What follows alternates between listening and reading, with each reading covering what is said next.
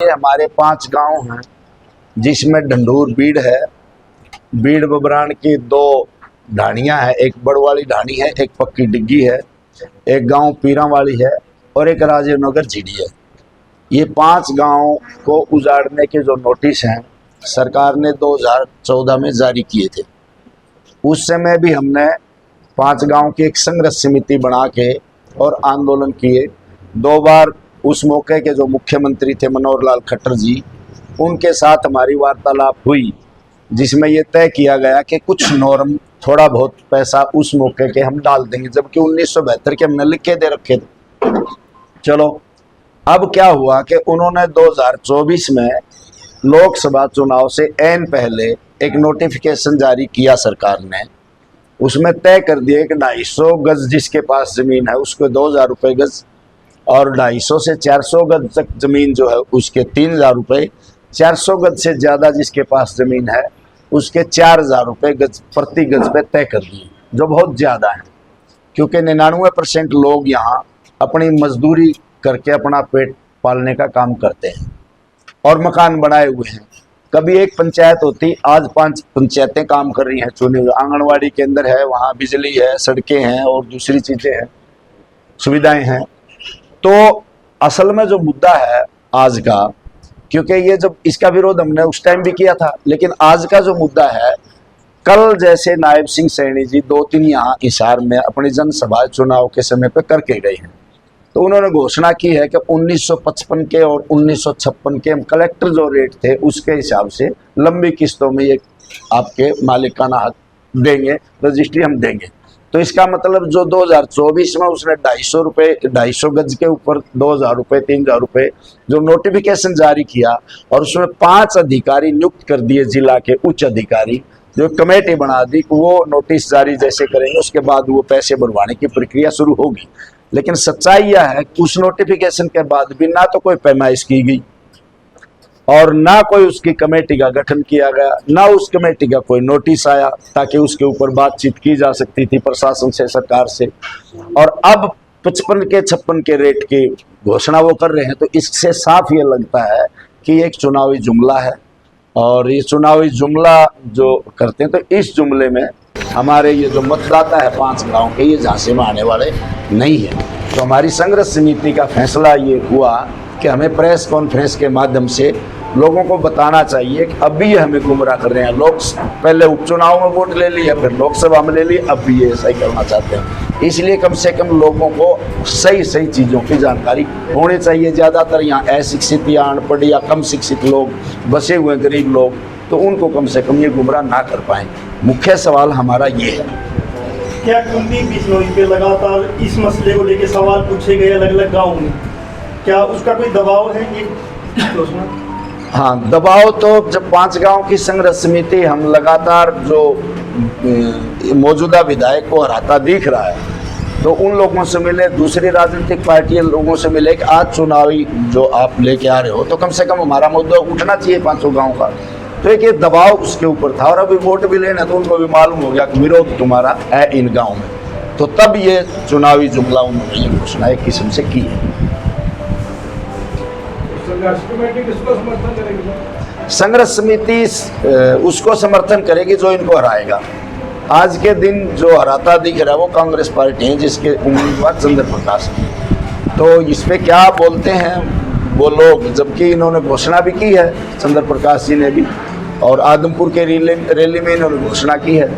ढंढूर में आए थे, एक पंचायत जनसभा की थी, उसमें उन्होंने घोषणा की है। तो ऐसा लगता है कि शायद वो कुछ कर पाएँ सरकार बनने के बाद। तो डिमांड क्या बताइए? डिमांड हमारी ये है कि इसकी पैमाइश की जाए। पहले इन्होंने ड्रोन से पैमाइश की थी, और एक और मज़े की बात है कि जो पीराली गांव है वो 2 हिस्सों में बटा हुआ है, रेलवे लाइन के साथ साथ बसा हुआ। उर्ली बस्ती को तो ड्रोन से पैमाइश में ले लिया, परली बस्ती को तो वैसे ही छोड़ दिया, वो उसमें शामिल भी नहीं किया। तो उम्मीद हम ये रखते हैं कि ये सरकार आएगी, सरकार कांग्रेस की बनेगी, और ये हम उम्मीद करते हैं जैसे उनकी घोषणाएं हैं कि शायद वो कुछ इस पे कर पाएँ। पैमाइश उसकी जो है पटवारी तहसीलदार के माध्यम से करवाई जाए, और वो 1972 के रेट हमने लिखे दे रखे हैं। उसके हिसाब से जो भी रेट बढ़ते हैं लंबी अवधि की 5 साल की किस्त बना के किस्त भरवाई जाएगी। हम भरने के लिए तैयार हैं। ये हमारा मुख्य मुद्दा इसमें है। मतलब अब जो 2, 3, 4, 5 हज़ार रुपये गज है वो गलत है आपके साथ? बिल्कुल गलत है, क्योंकि ये संख्या पैसा जो है लाखों में बनता है। 5 लाख से लेके 1 करोड़ रुपए तक बन जाता है इस रेट के हिसाब से जो जगह लोगों के पास है। तो सीधे तौर पर जो आपका समर्थन है कांग्रेस पार्टी को इसको? हाँ, वो तो फिर जो उनको हराएगा हम उसको डालेंगे। इसी चुनावी के दौरान के मुद्दा आपने उठाया, कोई इसकी वजह चुनाव के दौरान? चुनाव के दौरान नहीं, जैसे मैंने शुरुआत में चर्चा की है कि 11 साल से 14 के बाद हम लगातार ही लड़ रहे हैं आंदोलन। हर बार आंदोलन किए हैं, बड़े बड़े प्रदर्शन हुए हैं, धारा 144 लगी है उस मौके पे।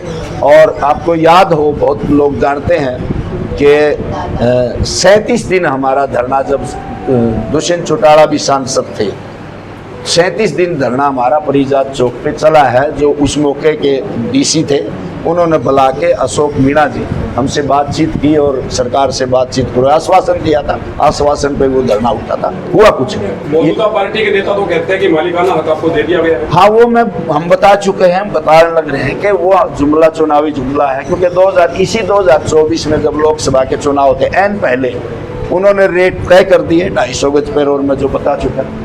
और अब कह रहे हैं 1955-56 में का हम रेट लागू करेंगे, जो उनकी घोषणा है कल की रैली। तो इससे साफ ये लगता है कि ये चुनावी जुमला है, इसमें मिलने वाला कुछ नहीं। आपने कांग्रेस का नाम लिया, चंद्र प्रकाश का नाम लिया, आपको उनसे उम्मीद क्यों नजर आती है?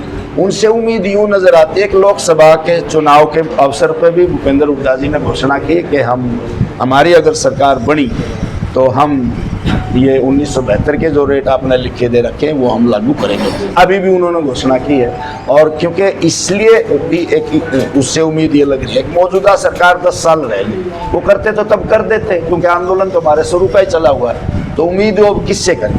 जो बीजेपी को हरा के और सत्ता में आता दिख रहा है तो उसी से की जा सकती है उम्मीद, तो किससे करें? आप ये नहीं मानते कि बोलने और करने में अंतर होता है? हाँ, अगर वो सरकार बनती है उनकी और फिर ये कुछ नहीं करते हैं तो हम फिर आंदोलन में जाएगी संघर्ष में। ऐसा नहीं। चुनाव के समय पूर्व मुख्यमंत्री ने इन 5 गाँव के प्रतिनिधियों को बुलाया भी था, बातचीत की थी और उसके बाद आश्वासन दिया और आप लोगों ने मान भी लिया था। क्या अब आपको लगता है ऐसा कुछ फिर दोबारा हो सकता है? हाँ, हो भी सकता है, बिल्कुल हो सकता है, क्यों नहीं। और उस समय तो सरपंचों को बुला के जब ये भी कहा कि ये जो मालिकाना हक के साथ साथ, क्योंकि पंचायत की कोई जगह आमदनी का साधन नहीं है, तो 25-30 एकड़ जो जमीन है वो हम पंचायतों को, हर पंचायत को देगी सरकार खरीद के, ताकि उनकी आमदनी शुरू हो सके। और कल को कोई स्कूल बनाना है, वाटर बनाना है या कोई अस्पताल बनाना है, कोई भी है, तो वो कम से कम बना पाए, विकास हो पाए। ऐसा उनका आश्वासन था, लेकिन हुआ कुछ नहीं ग्राउंड पे।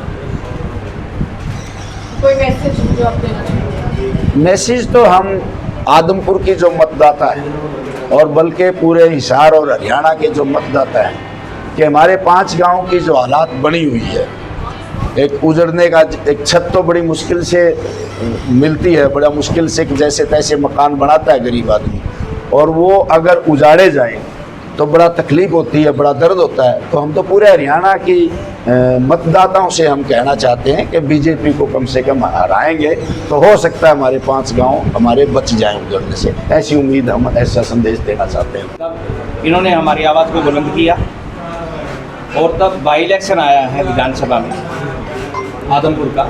उसके अंदर माननीय मनोहर लाल खट्टर जी ने सभी पंचायतों के सरपंचों को बुलाया गया, गणमान्य व्यक्तियों को बुलाया गया, संघर्ष समितियों के साथियों को भी बुलाया गया और उसमें कहा गया भाई आपको मालिकाना हक दिया जाएगा सन 2000 के रेट का, क्योंकि आप 1955-56 के समय से बसे हुए हैं। तो अब 2023 चल रहा है तो सन 2000 का रेट लगा देंगे ताकि कोई कानून का कोई पेच इसके अंदर ना फंसे। और अदर विकास कार्यों के लिए भी पंचायत को ज़मीन दी जाएगी 25 से 30, ताकि भविष्य में डेवलपमेंट के लिए ग्राम सचिवालय, आंगनबाड़ी केंद्र वगैरह चीज़ें बिल्डिंगें बन सकें। इस पे सभी 5 गाँव ने सहमति जाहिर की और भव्य बिश्नोई जी को विजयी बनवाया। और उन्होंने हमारे साथ भोजन भी किया और पारिवारिक संबंध बनाने का भी उन्होंने हमारे को बताया कि आप पारिवारिक संबंध हैं और इसी तरह हम निभाएंगे। उस दौरान हमारी चर्चा माननीय मनोहर लाल जी से ये भी हुई थी कि 7.5 साल पहले भी सरकार आपकी थी, उस समय भी कर सकते थे, तो आपको ये दिक्कत ना आती और हमें को रोड पे ना आना पड़ता। तो उन्होंने कहा पहले हमारा विधायक नहीं था, अब हमारा विधायक जो है भव्य बिश्नोई जी हैं कांग्रेस पार्टी छोड़ के इसके अंदर आए हैं, हमारी पार्टी मजबूत होगी और हम करें, उस आश्वासन पे हम लगे। उसके बाद लोकसभा का जब चुनाव आता है, उस दौरान हमारे को नोटिफिकेशन दिखा के फिर हमारे से उठ लिए जाते हैं। 2 बार हमारे को प्रेस कॉन्फ्रेंस करने का कारण इसलिए करना पड़ा, मजबूरी हुई। अब भाई एक पार्टी एक मुद्दे के ऊपर 3 बार गांव के लोगों की भावना के साथ खिलवाड़ करे और गांव की जनता उसके बारे में कुछ विचार भी ना करे, बोले भी ना, तो इसलिए हमारे सबने अपील की। क्योंकि कल उन्होंने देखा कि नायब सैनिक जी की जो बंगाली रैली थी, उसमें वो कह रहे हैं कि भाई हम 1955-56 के कलेक्टर रेट लागू करेंगे। तो इससे आप सभी समझदार हैं, आप बताएं, पहले झूठ बोल रहे थे या आप झूठ बोल रहे थे? एक झूठ तो है। पब्लिक के सामने हम इसलिए आए ताकि उनका जो मुखौटा है वो क्लियर उनके सामने आए, पब्लिक के सामने आए, और हम आदमपुर की जनता से और पूरे हरियाणा की जनता से मार्मिक अपील करने के लिए सामने बैठे हैं ये संघर्ष समिति के साथी। भाई हमारे को उजड़ने से बचाया जाए। और आप साथियों का यह भी सवाल था, साथी कॉमरेड सुरेश कुमार जी से, अभी क्या गारंटी कि कांग्रेस पार्टी आपको मालिकाना हक देगी? आइए इस बार तो हम ये बताना चाहेंगे, क्योंकि उनका एक चल रहा है कि 1956 से हम लगातार विधायक हैं, और ये 5 गाँव एक चीज़ यह दिखाना चाहते हैं, जो विधायक काम नहीं करेगा उस विधायक को हराया भी जाए। और अगर यह मैसेज जनता के अंदर जाता है तो हम कहते हैं लोकतंत्र की बहुत अच्छी जीत होगी। जो भी विधायक इस हल्के के अंदर आएगा वो काम करेगा, यह लाजमी होगा। इस चीज़ के लिए हमारी पूरी आदमपुर की जनता और पूरी हरियाणा की जनता से अपील है, लोकतंत्र को मजबूत करें, और जो नेता पब्लिक के अंदर नहीं आता है उसको हराने का काम। और मीडिया के सामने हम लेट इसलिए कि हम ये देख रहे थे, संघर्ष समिति साथियों ने ये किया था, अब इसके विरोध जो कैंडिडेट मजबूत होगा हम उसके लिए प्रचार करेंगे।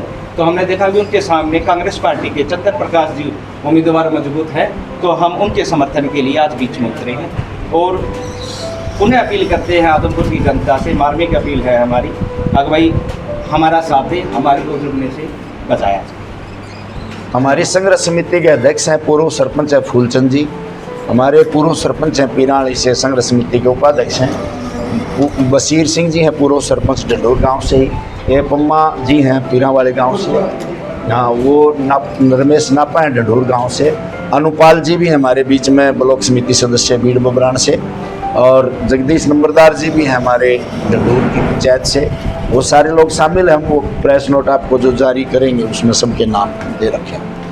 प्रचार प्रसार थोड़ी देर में समाप्त होने वाला, और आप कह रहे हैं कि हमें उम्मीद है कांग्रेस पार्टी से और उनके लिए प्रचार करेंगे, तो लगता नहीं है कि देरी ज़्यादा होगी? हम लोगों से ज़्यादा की अपील करेंगे, आप चाय अब पानी के उन्होंने बहाने हमें- मिल तो सकते ही हैं। अब उनका हमने देखा, अभी वो डोर टू डोर करके, आप यह देखिए अभी वो डोर टू डोर में जो कर रहे हैं, अब कितने बैक डेट के, मतलब भोली जनता के साथ कितना ठगी का काम किया, किसी दूसरे के लिए डॉक्यूमेंट दिए जा रहे हैं, कितना बेवकूफ़ बनाया। ठीक है।